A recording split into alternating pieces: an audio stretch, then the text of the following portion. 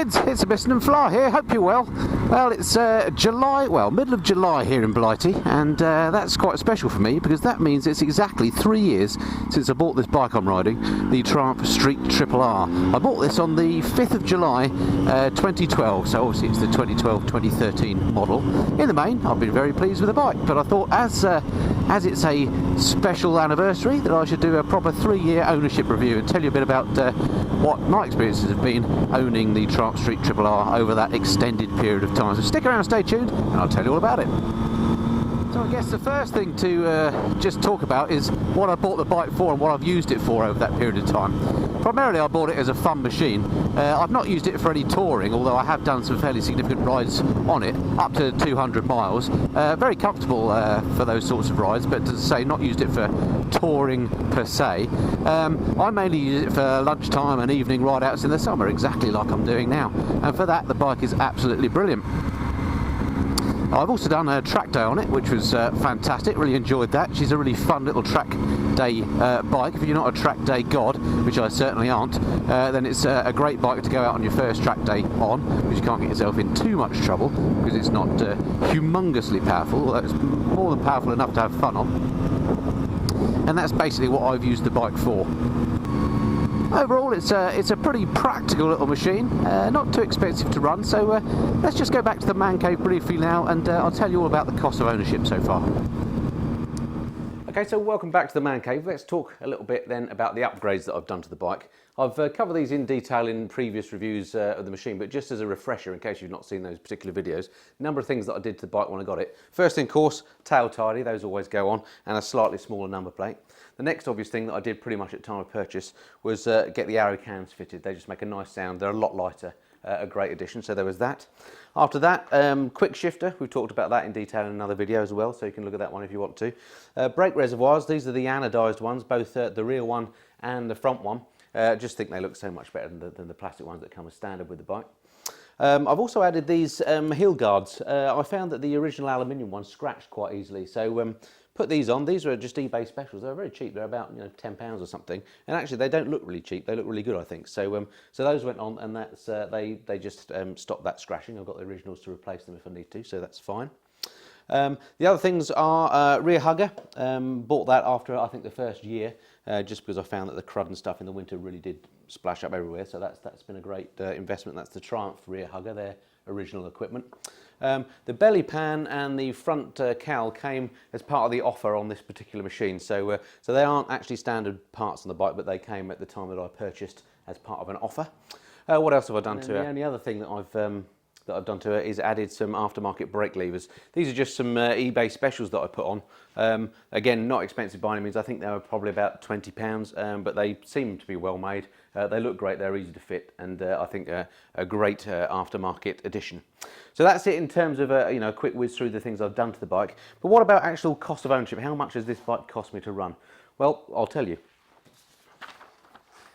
So as you would expect, there have of course been the normal kind of wear and tear items that I've had to take care of on the bike, and I'm pretty meticulous about servicing and so on. So I've made notes, as you'd expect of me, of all the costs that I've spent on the bike. First significant thing, I guess, is the rear tyre. Replaced this. This is the Pirelli Diablo Rosso Corsa, fantastic sticky tyre. This started to square off after about 3,500 miles, something like that. So replaced that, and if I refer to my notes, I can tell you that that cost me £181 fitted to replace it, and in fact it squared off after 4,500 miles, so a little bit better than I thought, but not amazing. But then there you go, that's sticky rubber, I guess, for you.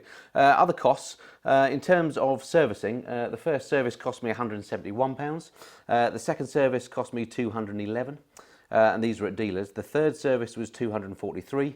And then the next service, which was the kind of 3-year service, which was the first one that I did not at a dealer because it was no longer under warranty, including an MOT, was £163. So a lot cheaper not going to the dealer. And as I say, that last service actually included an MOT. And if you're not in the UK, an MOT is basically a special test that you have to do for any vehicle that you have on the road to make sure that the thing is roadworthy and safe. So, and they're usually around £45, something like that.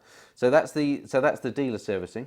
Other costs and things that have happened, the road tax is £85 a year, again in the UK, so quite an expensive bike to tax. I guess that's because of the type of bike that it is, not particularly emissions friendly, I guess, and fairly high horsepower, so £85 a year. It's had one recall on the motorcycle. For the indicators at the rear here, the original indicators tended to break off. I think when you put your leg over the back, you keep knocking them and they formed a crack over time and broke off. I didn't have any of mine break off, but they did start getting cracks forming, and in fact all bikes of this year were recalled and had those replaced free of charge, so that was done. What else to tell you? I suppose the only other thing is insurance.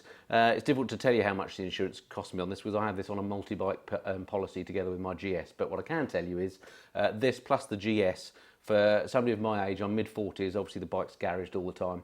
I've got 3 years no claims bonus, and this cost me £201 a year together with the GS to insure. I've just renewed that, and it's I think that's amazing value. So overall, not a particularly expensive bike to keep. So of course no bike is perfect, and there are a few things about the bike that in fact I don't like. And they are in no particular order. First off, it doesn't have a fuel gauge. That really annoys me. There's no excuse not to do that.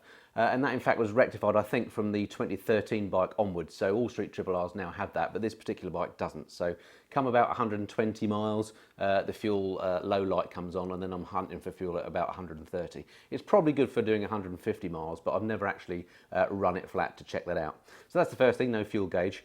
The second thing that I'm not too keen on this bike is that it doesn't have ABS. Again, all new street triple Rs do, and I think from 2013 that was fitted as standard. So that's a bit of a down on this bike. I just think that's a great safety aid. And then last but not least is the suspension can be quite hard out of the box. The good news with the Street Triple R is it's adjustable, and I have done that, and I have been able to remedy that. But as it comes, it is quite hard on the suspension. So those are the three things that that I don't like about the machine. But there's plenty I do. So let's get back on the bike, and I'll tell you about those. Okay, so that's the sort of practical side of owning the bike, and some of the negative points, of which there aren't that many, as you will have noticed. The things that I really like about the bike are pretty straightforward and simple. Firstly, the weight of the machine. It's a very lightweight bike, and that makes it very flickable. It's not intimidating at all. A great first big bike if you can control your right hand, because the throttle is pretty sensitive on it. And although I said earlier it's not a powerful bike, I meant in the context of super bikes that you can buy now. As a first big bike, it is powerful. It's 115 brake horsepower, so you can get yourself into trouble if you're an inexperienced biker. So you need to be a little bit careful with that. But the lightness is fantastic. The handling and power is superb together. It makes for just a great fun little bike. So that's the first thing, lightness. The second thing I like about her is the acceleration, and it goes really with the weight and handling, I suppose, is the fact that she does go like stink when you wind her up. I'm not going to demonstrate that on this bend now, but take it from me, the acceleration on the bike is fantastic. Really love that. And then the third thing that I really love about it, and these are all emotional, silly things, is the noise that the triple engine makes. It just sounds glorious, particularly with the quick shifter. You probably can't hear it very well today, but if you watch some of my other videos, you'll get the opportunity to hear what she sounds like. She really does sound great. So to summarise then, is the bike a keeper? Well, the fact that I've had it for 3 years already kind of indicates that it definitely is a keeper. As I said at the start, it's the bike I've had longer than any other bike I've owned. And I don't have any great intention to replace it anytime soon. I always keep an eye on the market, and I thought that bikes like the Ducati Diablo or the Panigale 899 might be ideal bikes to sort of replace the fun time mission that this bike has. But in fact, I've test ridden them both. There are videos that you can look at on those. And in summary, I just haven't found that to be the case. I think the Street Triple is overall a better, fun and black bike. So I'm going to stick with it for a bit longer yet. When I do come to replace the bike, I think what I'm likely to do is, obviously I'll take a look around at what's on the market at that time, but there's rumour that Triumph are going to bring out a replacement for the Street Triple R in 2016, a completely new bike with an uprated triple engine of 800cc to help it compete with some of the other bikes that are now emerging in this sector. And I think that, oh my word, this is a particularly steep hairpin, what fun. Like it. And that bike is absolutely going to be one on the top of my list of test rides. So when I come to replace, I might well replace my Street Triple with another Street Triple. Anyway, I hope you've enjoyed that video. If you're in the market for one of these type of bikes, I urge you to look at my other reviews on the Street Triple R that I did earlier on in my ownership, where I took a bit more in detail about some of the features and functions. But for now, that's all I've got to say on the trusty Triumph, and I look forward to speaking to you next time. Until then, this has been the Mist and Fly. Cheerio.